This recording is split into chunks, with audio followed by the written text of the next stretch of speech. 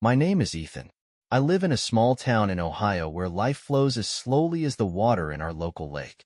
Not much changes here, and sometimes it gets boring. Most people in our town are content with simple jobs, a house with a small garden, and weekends spent in the backyard barbecue. Until recently, I thought that I was destined to spend my life in the same way. But everything changed the moment I picked up my first camera. This camera, an old film camera with a scratched body, was a family heirloom. It belonged to my grandfather and then passed on to my father, although he almost never used it. When I found it in the attic, I felt that I was holding something special in my hands. It smelled like old book pages and a little dust, but there was something warm, almost magical about this smell. I decided to try to take some pictures, although I had no idea how it worked. That day I went out to the park near my house, holding the camera as if it were something incredibly precious. I took pictures of everything. An old wooden bench, boys playing baseball, a woman feeding pigeons, tree branches against the clouds. I was curious how these scenes would look on film. That evening I took the film to a local photo lab. When I received the printed pictures the next day, it was a real revelation for me. Even the most ordinary things in the photographs looked completely different. Light, shadows, textures. All this came to life on paper, and I realized that I saw the world in a completely different way. From then on, I did not let go of the camera. I began to explore our city, its streets, people, nature. It was the same city in which I had lived all my life, but through the lens it revealed itself from a new side. Every morning I got up with the feeling that something amazing was waiting for me. I walked around the market, taking pictures of old buildings, snow-covered roads, the shimmering lights of Christmas lights in December. I began to notice details that I simply hadn't seen before. Patterns on window frames, cracks in the asphalt, reflections of the sunset in shop windows. One day, it occurred to me that I could try publishing my photos online.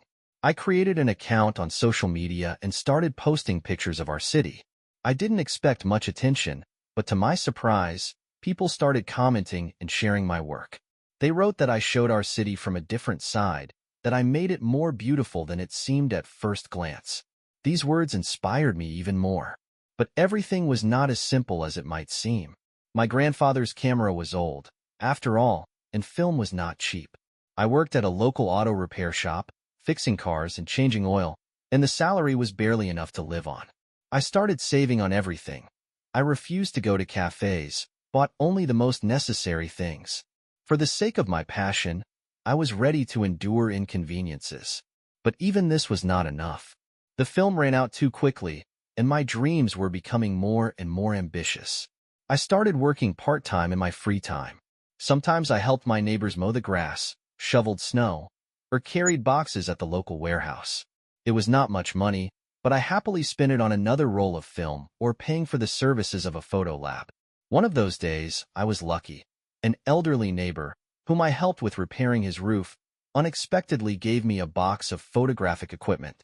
It contained an old, but quite functional tripod, several lenses, and even a small lamp for indoor photography. It was a real gift of fate, which opened up even more opportunities for me. My passion began to grow into something more. I wanted not just to take pictures, but to tell stories through pictures. I began to choose my subjects with special attention. I captured moments that could tell something about people, their lives, their feelings. One of my favorite shots is an old man with a tired but kind look, sitting on the porch of his house. Another one is a little girl coloring the asphalt near a school with crayons. These pictures seemed to convey the voice of those I was photographing, and this gave them special power. A few months later, my work was noticed at a local photography exhibition. The organizers invited me to participate and send in a few of my best shots. It was something incredible. I, a simple guy from a small town, suddenly found myself among people who were seriously engaged in art. I spent a long time choosing which photos to send, and finally settled on 3 that I considered my best. One of them was a woman standing at a bus stop on a winter evening, surrounded by snowflakes illuminated by a street lamp. This exhibition became my first step towards something bigger, although I did not yet know where exactly my path would lead me. When I found out that my photos would take part in the exhibition, I literally could not sit still from excitement. It was a moment I did not even dare to dream of. The poster listed the names of professionals who had been exhibiting for years, and among them was me, a guy for whom photography had recently been just a hobby. It seemed that this moment would change everything. I was sure that after the exhibition, the doors to a new world would open for me. But the reality turned out to be completely different. At the exhibition, I was given a small corner where 3 of my photographs were displayed. An atmosphere of elegance and professionalism reigned around. Large frames, carefully lit works, stands with business cards and information about the photographers. My photos looked good, but I immediately realized that they lost out against the background of the bright, thoughtful, and technically perfect works of other participants. Each photographer had their own success story, studio, or publications in magazines. I had nothing but passion and a dream. I tried to act confident, but only a few people approached my photographs throughout the evening. Most only glanced briefly, without stopping. Those who stopped looked with interest, but remained silent, without expressing obvious delight. I stood nearby and tried not to show my disappointment, but something inside me broke. I began to doubt. Maybe I overestimated my abilities? Maybe I should get back to my normal life and leave photography as a hobby. After the exhibition, I returned home completely empty. For several days, I didn't even touch the camera. It sat on the shelf, collecting dust, and I went to the auto repair shop to avoid thinking about my failure. Everything that had seemed so important and inspiring suddenly lost its meaning. I began to wonder, why is it so important for me to do this? What if I'm just chasing an impossible dream? However, fate seemed to have decided to intervene. One morning, when I was checking my page on the internet, I noticed a message from a stranger. It was a woman who had seen my work at the exhibition. She wrote that one of my photographs, the one where the woman stands at the bus stop under the snowflakes, reminded her of her own childhood. She told me how she waited for the bus with her mother on frosty evenings, and how this picture made her relive those moments. She thanked me for the fact that my work has a soul and evokes such strong emotions. This letter was a lifeline for me. It reminded me why I started taking photos in the first place. Not for fame or recognition, but to share my vision of the world, so that people could feel something important through my work. I realized that the exhibition was just a step, albeit an unsuccessful one, but an important one. It showed me that the path would be difficult, but if my photographs could touch even one person, then it was all worth it. I decided to try again, but now it was clear to me that enthusiasm alone was not enough. I began to study everything I could find about photography: composition, light, processing. We had a colleague in the studio who had once been into digital photography. He lent me an old DSLR, saying that he hadn't used it for a long time. This gift changed everything. I was no longer limited by film and could experiment as much as I wanted. Soon, fate gave me another surprise. At one of the city festivals, I noticed a traveling photographer. He was something of a traveling artist. He took pictures of people against the backdrop of improvised scenery and sold instant prints. He had an unusual style and charisma that attracted crowds. I decided to approach him to observe his work. His ease and ability to communicate with people amazed me. Although I was an introvert and had difficulty approaching strangers, I realized that I wanted to learn how to connect with people in the same way. I started taking portraits. It wasn't easy. Not everyone agreed to pose, and many were embarrassed. But those who allowed themselves to be photographed revealed something new to me. I caught their real emotions, which are rarely seen in everyday life. Over time, I learned to notice moments when a person became themselves, be it a quick glance to the side or a slight smile. Once, during another photo shoot in the park, an elderly couple approached me. They asked to take a picture against the backdrop of a huge oak tree, under which they once met. I photographed them and later sent the photo by mail. A few weeks later, I received a letter from them with a photo of them holding my photo in their hands. In the letter, they wrote that I captured their love in a way that no one else could before. This became another reminder for me that my work really matters.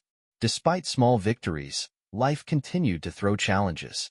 At some point, I had to sell my old car to buy a new lens. It was a painful decision, because the car was my first major purchase. But I knew that without this step I couldn't move forward. My friends shook their heads, saying that I was too carried away by my hobby. But for me, it wasn't just a hobby anymore. It had become part of who I was. Over time, I began to see the fruits of my efforts. People began to commission photos from me, family portraits, wedding photos, even photos for local stores. I earned very little, but it was enough to cover the cost of equipment and continue working. Every day I learned something new, tried different styles and techniques, traveled outside the city to find new subjects. But the most important thing was that I began to see myself differently. I no longer felt like just a mechanic who picked up a camera for fun. I was now a photographer, a person who saw the world differently and could show it to others. My doubts and failures did not disappear, but they became part of the path that I eagerly continued to explore. About a year had passed since the exhibition and my first orders. It was a year of changes, small victories, and hard work. I realized that photography is not just talent or luck, but daily work and a willingness to take risks. And soon life gave me a chance that could change everything. But to take advantage of it, I had to leave behind the usual stability. One morning, scrolling through my page on the internet, I came across an announcement about a photo contest. It was organized by a small but well-known media company that published magazines about travel and art. Participants were asked to send a series of 5 photos united by a common theme. The main prize was a trip to New York and participation in a large exhibition, where the winner's work would be presented next to the work of professional photographers. I did not look at the announcement too seriously, but the idea did not give me peace. It was a chance to prove to myself that I could do more. However, there was a catch. The photos had to be fresh, and preference was given to unique subjects. This meant that my Ohio photos were unlikely to make an impact. I realized that to have a chance to win, I would have to step outside the box and risk everything. That evening, after much thought, I made a decision to go on a trip. I didn't know where exactly, but I felt like I had to find something special. At that point, I had no savings. All my money was spent on equipment and living expenses. I decided to sell my old lens, which had become almost like family, to cover the costs. It was a tough decision, but I knew I had to make this move. I planned an itinerary that included small towns, national parks, and abandoned places that I had heard about from other photographers. My goal was simple: to find unusual subjects that could tell their story through my photographs. It was a risk, because I had never traveled so far from home before. But the risk was part of the game, and I was ready. My trip began with an early morning and a long drive. The first stop was a small town where, as I learned, an unusual hot air balloon festival was held every year. This place turned out to be a real find. I photographed huge balloons rising into the sky against the backdrop of dawn, crowds of people smiling and delighted, and moments when colorful domes were reflected in the water of a nearby lake. These were scenes filled with light, joy, and movement. After the festival, I went to a national park, where I spent several days. There I photographed majestic cliffs, waterfalls barely visible through the fog, and wild animals that I managed to spot at dawn. However, I took the most striking shot completely by accident. On the trail, I met an old tourist who was sitting on a rock and watching the sunset. His face, illuminated by the last rays of the sun, seemed to be carved out of stone, each wrinkle telling its own story. I decided that this portrait would become the central part of my series. The road was not always easy. We had to sleep in the car or cheap motels. The food was simple, and gas was becoming more and more expensive. One day my car broke down, and I was stuck in a small town for several days. I was desperate, but it was in this place that I took one of the most unexpected pictures. An old abandoned movie theater with a sign where the letters had long since stopped lighting, but underneath it stood a man with a guitar, playing to himself. This picture became a symbol of the entire journey for me, the search for beauty in the most unexpected places. Finally, I returned home with hundreds of pictures and the feeling that I had done everything I could. Choosing the 5 best photographs turned out to be an incredibly difficult task. I spent several sleepless nights sorting through the frames, processing them, and trying to understand which of them would tell a single story. In the end, I chose a series that I called Moments on the Edge. It included a portrait of an old tourist, hot air balloons reflecting in the water, an abandoned movie theater, morning fog in the mountains, and a shot of a little boy kicking a ball around on an empty street in a small town. I submitted my work to the contest and waited. The wait was excruciating. Every day I checked my email, hoping to see a response. But the days passed and nothing happened. I began to doubt whether I should have gotten involved in this at all. However, when I was about to lose hope, I received an email inviting me to New York. I couldn't believe my eyes. My series was among the finalists. I was about to go on a trip I had never even dreamed of. Everything was different in New York. This city lived and breathed art, speed, and energy that I had never felt before. My series of photographs ended up among dozens of other works, each of which was unique. I felt like a small part of a huge art world, but I knew that I had done everything possible to be here. As I walked around the exhibition and looked at the work of the other finalists, I was overwhelmed by a strange feeling. I understood that winning was not the most important thing.